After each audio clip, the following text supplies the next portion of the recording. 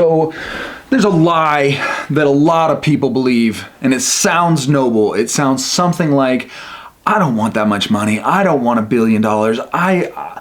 Having too much money would ruin my life. It would ruin my relationships. But what if that belief isn't actually humility, but is actually just hidden fear? What if it's a block that's keeping you disconnected from abundance, not actually protecting you from greed? Hey, I'm Peter. I'm a coach who specializes in getting better results through overcoming limiting beliefs, changing mindsets, baby. And today we're diving into one of the most misunderstood beliefs around money and spirituality. This is actually taken from a real conversation with one of my clients, practically word for word. We changed in some details, keep it confidentiality, but I think it might shift the way that you think about wealth, purpose, and what it means to be grounded in something deeper than your bank account. When we talk about this belief that says, I don't want money / I don't want $1 billion, it would ruin my life. Let me address this for just a second because I think this is good.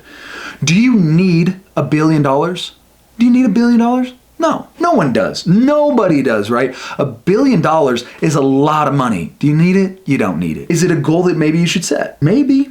Not necessarily. Here's the goal. I want to change this goal. I want to tweak it just a little bit. I want to change it from a lot of money or $1 billion to an abundance mindset. Because God wants you to connect to endless supply. Is $1 billion a lot of money to God? No, I don't think it is. Is billion even a big number to God? I don't think it is.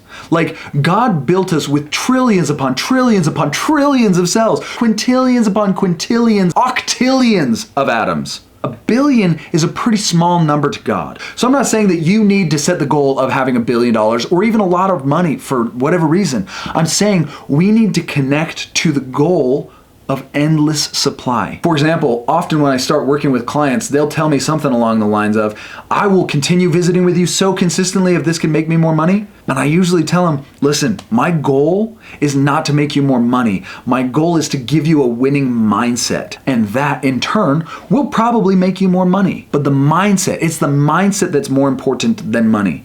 Because with the right mindset, the money doesn't even matter. You'll be like, I have everything that I need and more. I am so blessed. I don't need to stress. Do I need $1 billion? No. Am I going to help people whether I have $10 or $10 million? Yes. Let's connect to endless supply. Everything you need is right in front of you. This is really important. If you're a child of God and you could create like a child of God, I think we've got some of that potential in us. Aren't you connected to endless supply? The scriptures say that He is in us and we are in Him. And if He's connected to endless supply, does that not give us some passageway, some pathway to connect us to endless supply? God created trillions of worlds with trillions of cells, octillions of atoms and people, and you are His child. And somewhere in this birthing process, this world, whatever it is, we forgot. We were connected to endless supply the entire time, and then we get born, then we forget things, we forget our celestial heritage, and suddenly $1 billion sounds like a big number. But it's not, and it never was. The other thing that I want to talk about here when it comes to this goal is there's a book called The Divine Center. So we've got this fear, let me write it in right here, that says basically, if I make a lot of money, it's going to ruin my life, it's going to ruin my relationships. That basically is creating a little bit of a debate that says I can either have money or family. And I get it. There are a lot of studies that show that there are people who don't have great relationships with their family because money has been their priority. And so I want to talk about this because I do think that there's some merit to this fear right here. I think this is really important. The book that I want you to check out is called The Divine Center by Stephen Covey. So we've got these different ideas, these different centers. The center that I'm connected to might be money. The center that I'm connected to might be family. It could be friends, right? Relationships. Another one could easily be church. I think those all make sense. And if somebody is too hyper-focused on money, it can have a negative impact on these other elements, on family and my friends and church. There are definitely people who neglect these things for money. And I think that's where we get the fear. But at the same time, there are people who are extremely hyper-focused on family, right? That makes me think of Fast and Furious. Like, they don't have anything else. They don't have any other rules to their life except for family. Family, like Vin Diesel family, that kind of family, right? And because they're so hyper-focused on family, they neglect their friends, they neglect their community, they neglect church or responsibilities, they neglect making money in their jobs. Yesterday I was talking to my sister, and I don't think she'll actually mind me telling this story. It's not like I was giving her a coaching session per se, but I do kind of coach. It's kind of what I do, right? Anyway, my sister and I were talking, and she said something along the lines of, I realized I don't want money. I don't like money. So I said, okay, if you look at money like a friend who came over sometimes, would you be friends with them? What would you think about them? Would you be friends with money? And she said, no. Money just comes in and takes away my husband. And I'm like, okay. So your thought is I can either have my husband or I can have money, but I can't have both. I can't have my husband and have money.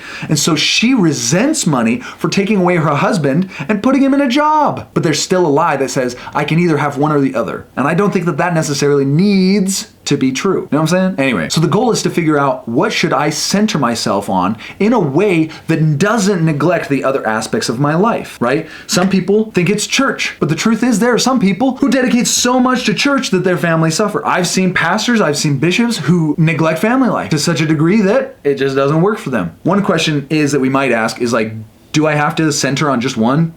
Do I center on only one? Could you center on all of them? Do I have to center on just one of those things, or could I center on all of them? I would say that it's kind of difficult as human beings not to get a little centered on one thing. We're all kind of centered on a combination of these things. We all have a little bit of all of them, like money, family, relationships, church. Some people center their lives on negative things like drugs or pornography, addiction, cars. It could really be anything. The center for me is probably whether or not I'm helping clients. And sometimes that center, whether I'm helping clients or not, can affect things. And sometimes that's going to be a positive thing, and sometimes that's going to be a negative thing. How could that be a negative thing if you're helping clients? It's because, and I'm a lot better than I used to be, I used to get really, really sad when I wasn't helping my clients. Now maybe I've healed, or maybe I've just filled up my schedule. Something to think about. Anyway, I'm not saying that helping clients isn't a good thing. I'm not saying that church isn't a good thing, or friends or family or money. I'm not saying any of those things aren't good things. But this is how I like to draw it. Let me give you an example. This isn't necessarily from the book, but this is just my version. This is how I like to represent it, okay? So let's say, for example, you got a little house right here, okay? This represents the self.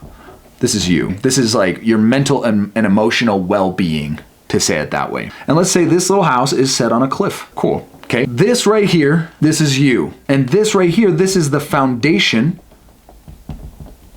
for you.